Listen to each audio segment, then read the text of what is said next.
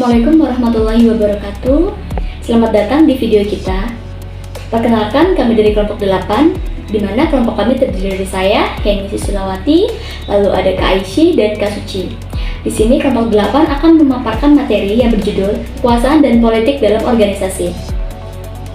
Di sini saya akan menjelaskan mengenai apa itu kekuasaan. Oke, langsung saja. Di sini, kekuasaan atau power adalah kemampuan yang dimiliki seseorang atau kelompok orang untuk mempengaruhi perilaku individu atau kelompok lain, dan sebaliknya menolak pengaruh yang tidak diinginkan. Kekuasaan tidak dimaksudkan untuk mengubah perilaku seseorang, melainkan potensi untuk mengubah seseorang. Manusia berlaku sebagai subjek sekaligus objek dari kekuasaan. Contohnya seperti presiden. Ia membuat undang-undang atau subjek dari kekuasaan. Di sini juga ada contoh seperti ketua kelas yang berkuasa dalam mengatur kelasnya. Kemudian di sini saya akan menjelaskan dua sifat kekuasaan.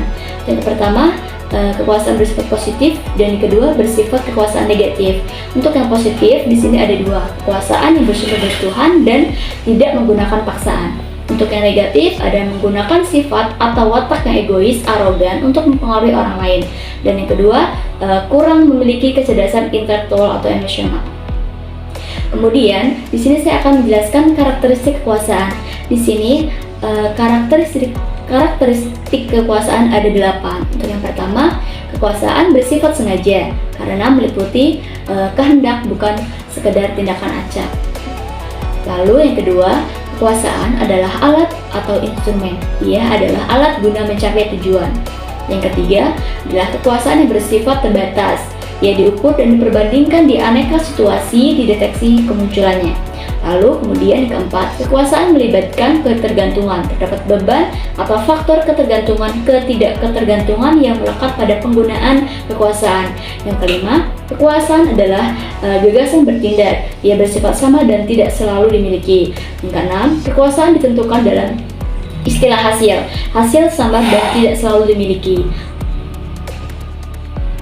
Maksudnya untuk yang keenam, kekuasaan ditentukan dalam istilah hasil menentukan kekuasaan yang kita miliki.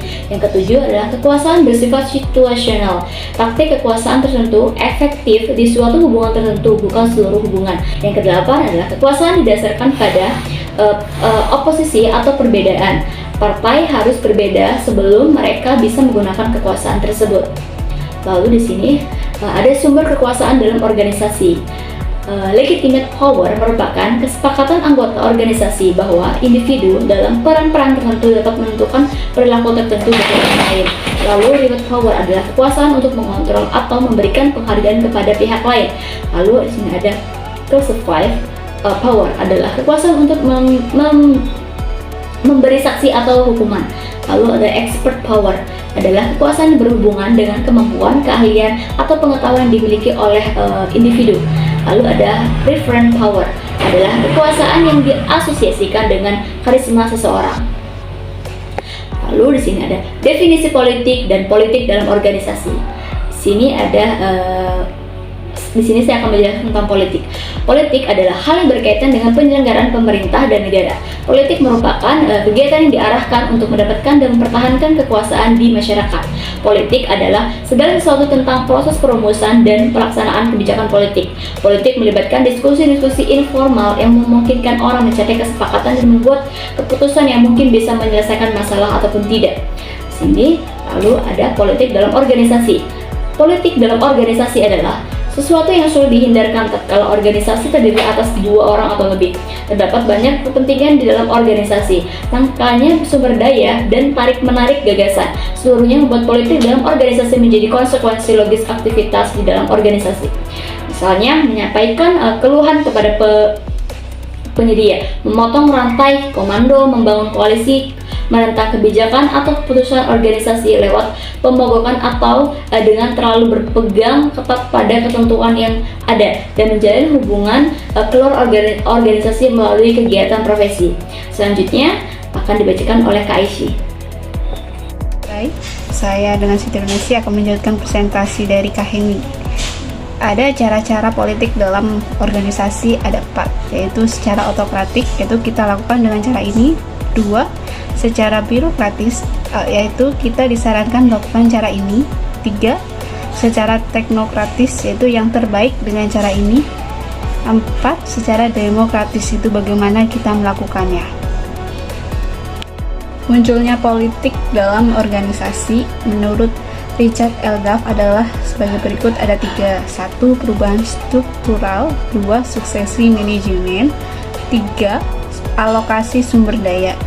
Sementara menurut penulis lain seperti Wagner 2 dan Hollenbeck adalah sebagai berikut.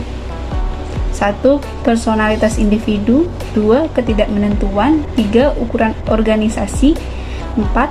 Level hierarki. 5. Heterogenitas anggota. 6. Pentingnya keputusan. Eran Frigoda-Gadot merinci 6 dimensi perilaku politik di diri individu yang mendorong munculnya kegiatan politik, yaitu 1. Otonomi pekerjaan. 2. Masukan keputusan. 3. Keputusan kerja. 4. Status dan prestis pekerjaan. 5. Hubungan kerja. 6. Unionisasi. Penyebab dan konsekuensi. Kemunculan dimensi politik dalam organisasi dengan model analisis dari Stephen P. Robin sebagai berikut.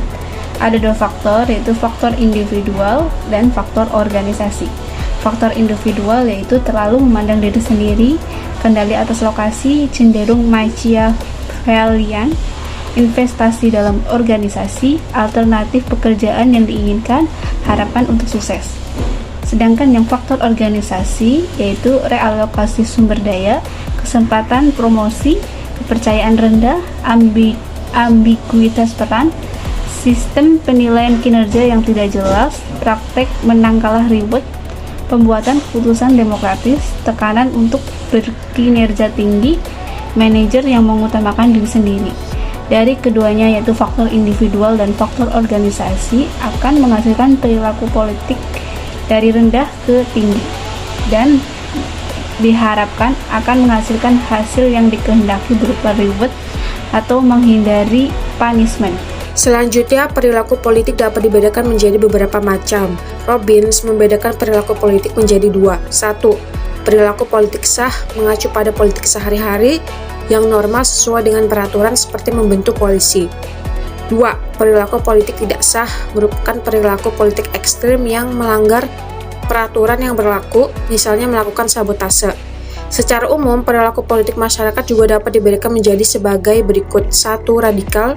2. Moderat. 3. Status quo. 4. Konservatif. 5. Liberal. Pengaruh politik dalam organisasi. Pengaruh positif terdiri dari 1. Membuat pekerjaan cepat selesai. 2. Mendapatkan sumber daya yang diinginkan. 3. Meningkatkan kesejahteraan seseorang. 4. Meningkatkan networking skill. Pengaruh negatif.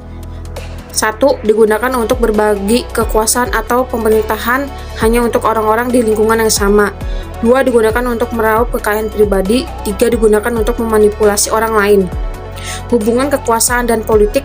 Kekuasaan politik dapat dirumuskan sebagai kemampuan menggunakan sumber-sumber pengaruh untuk mempengaruhi proses pembuatan dan pelaksanaan keputusan politik sehingga keputusan itu menguntungkan dirinya, kelompok, ataupun masyarakat pada umumnya. Bila seseorang, suatu organisasi atau suatu partai politik bisa mengorganisasi sehingga berbagai badan negara yang relevan, misalnya membuat aturan yang melarang atau mewajibkan suatu hal atau perkara, maka kekuasaan politik adalah kewenangan atau authority, kemampuan untuk membuat orang lain melakukan suatu hal dengan dasar hukum atau mandat yang diperoleh dari suatu kuasa. Kurang lebihnya mohon maaf dari kelompok kami. Wassalamualaikum warahmatullahi wabarakatuh. Thank you.